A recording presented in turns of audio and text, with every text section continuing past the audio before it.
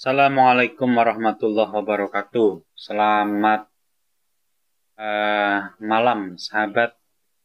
Kali ini saya akan berbagi kembali soal latihan tes tertulis PPK dan PPS part kedua. Semoga sahabat sudah semakin mantap dalam persiapan mengikuti tes tertulis PPK dan PPS, dan semoga hasilnya maksimal dan memuaskan.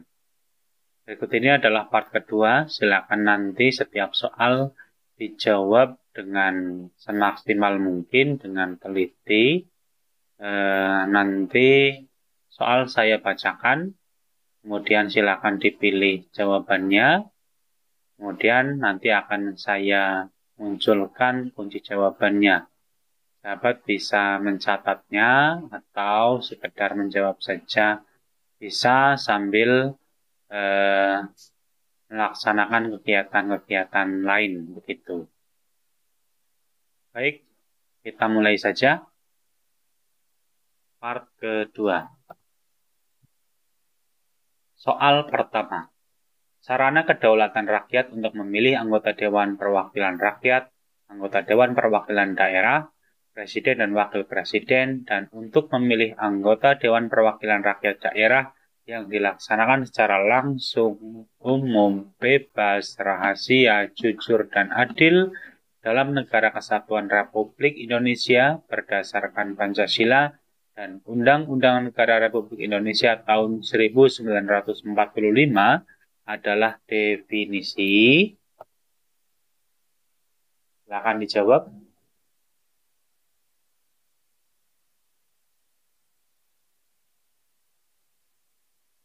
Sahabat bisa pause dulu sembari memilih jawaban. Baik, jawabannya adalah D, pemilu. Berikutnya soal nomor 2. Berapa jumlah anggota KPU dan Bawaslu Kabupaten Kota? Silakan dijawab.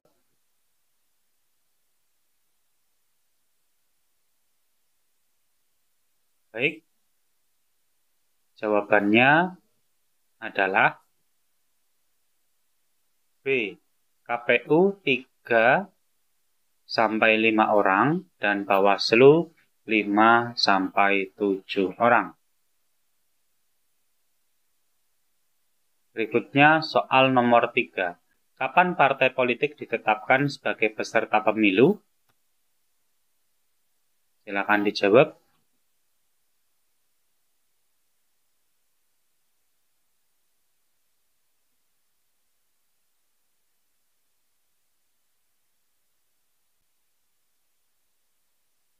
Baik, jawabannya adalah C. Paling lambat 14 bulan sebelum hari pemungutan suara. Berikutnya soal nomor 4. Kapan daftar pemilih tetap atau DPT ditetapkan? Silakan dipilih.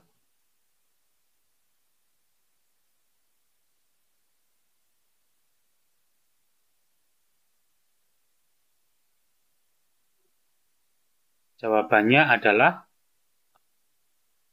D.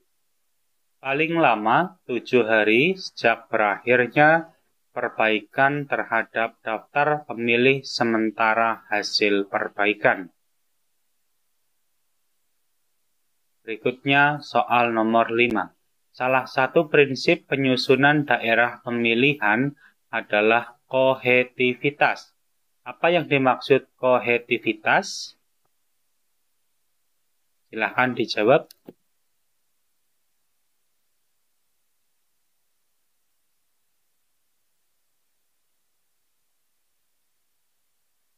Jawabannya adalah B. Penyusunan daerah pemilihan memperhatikan sejarah, kondisi sosial budaya, adat istiadat, dan kelompok minoritas.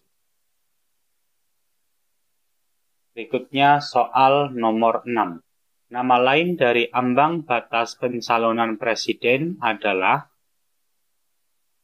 Silakan dijawab.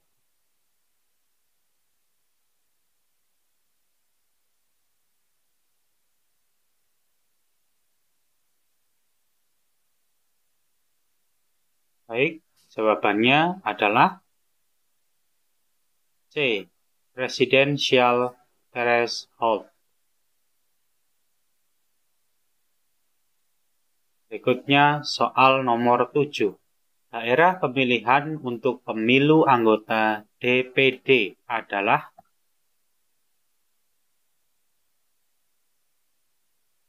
silakan dijawab.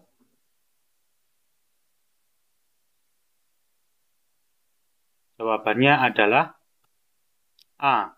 Provinsi. Berikutnya soal nomor 8. Lembaga penyelenggara pemilu yang diberi kewenangan untuk memeriksa dan memutus penyelesaian pelanggaran administrasi sesuai Undang-Undang Nomor 7 Tahun 2017 tentang Pemilu. Diberikan waktu untuk melakukan proses pemeriksaan dan menjatuhkan putusan selama. Silakan dijawab.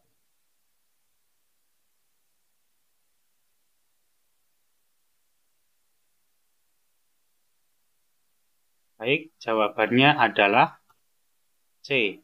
14 hari kerja setelah temuan atau laporan diterima. Berikutnya soal nomor 9. Siapakah yang dapat mengusulkan calon presiden dan wakil presiden? Silakan dijawab.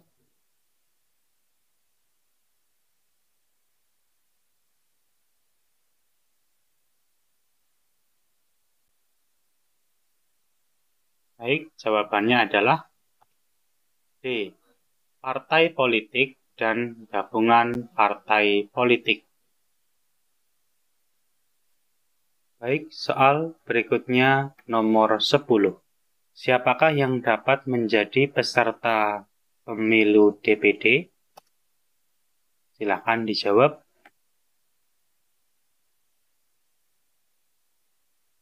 Baik, jawabannya adalah A. Perseorangan. Berikutnya soal nomor 11. Bagaimana syarat pengusulan calon presiden dan wakil presiden?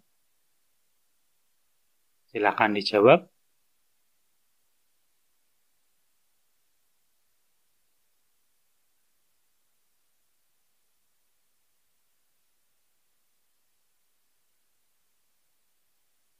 Baik, jawabannya adalah C.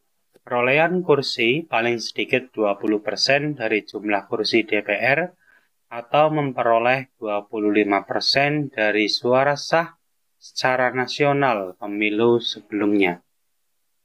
Soal berikutnya nomor 12. Berapa jumlah kursi untuk DPRD Kabupaten Kota? Silakan dijawab.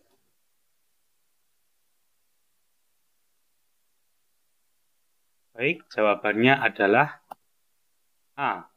Paling sedikit 20 kursi dan paling banyak 55 kursi.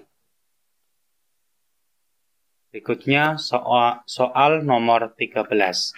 Berapa batasan jumlah dana kampanye dari pihak lain perseorangan? Silakan dijawab.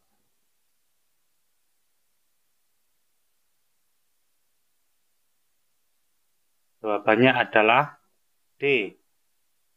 2.500 juta rupiah. Berikutnya soal nomor 14. Kapan penetapan pasangan calon presiden dan wakil presiden terpilih? Silakan dijawab.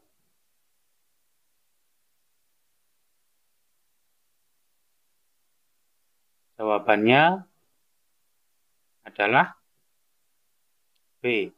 14 hari sebelum berakhirnya masa jabatan presiden dan wakil presiden. Berikutnya soal nomor 15. Berapa jumlah keanggotaan partai politik sebagai persyaratan pendaftaran? Silakan dijawab.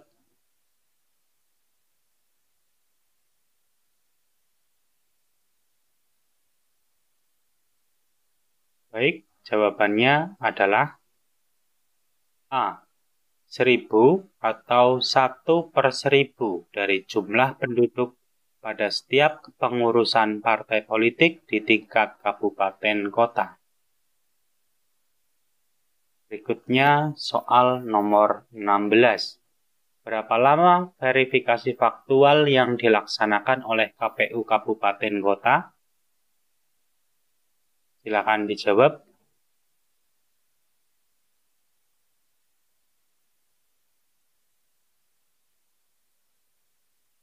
Baik, jawabannya adalah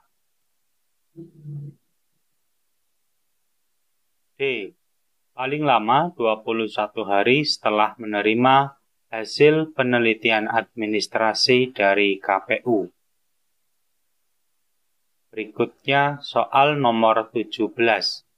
Dalam menyusun daftar pemilih sementara pemilu, apa basis yang digunakan oleh PPS? Silakan dijawab.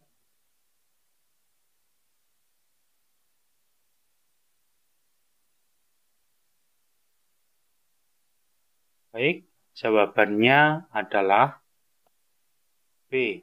Berbasis domisili di wilayah rukun tetangga. Berikutnya soal nomor 18. Salinan daftar pemilih sementara harus diberikan oleh PPS melalui PPK kepada yang mewakili peserta pemilu di tingkat kecamatan sebagai bahan untuk mendapatkan masukan dan tanggapan paling lama. Silakan dijawab.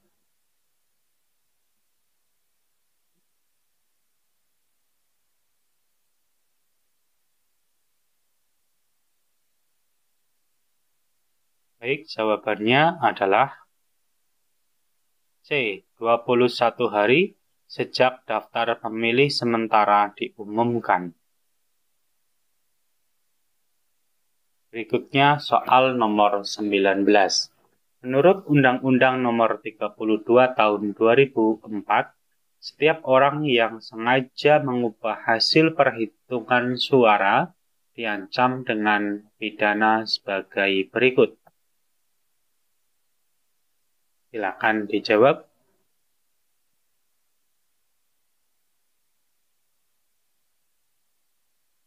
Baik, jawabannya adalah D.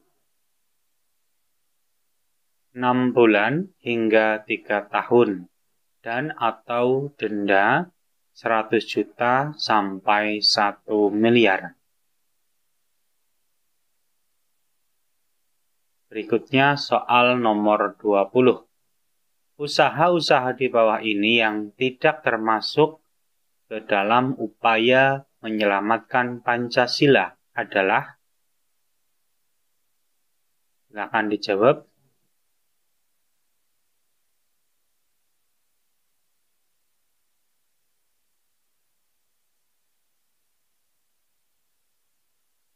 Baik, jawabannya adalah D. Menggabungkan nilai-nilai Pancasila dengan demokrasi liberal. Ya. Demikian sahabat 20 soal latihan tes tertulis PPK dan PPS pemilu tahun 2024 untuk yang part kedua.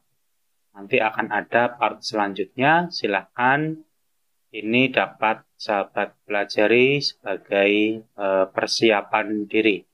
Semoga sukses, terima kasih telah mengikuti video ini.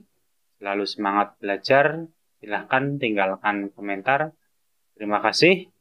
Hanya kekurangan mohon maaf. Wallahul muwaffiq ila aqwamit thoriq. Wassalamualaikum warahmatullahi wabarakatuh.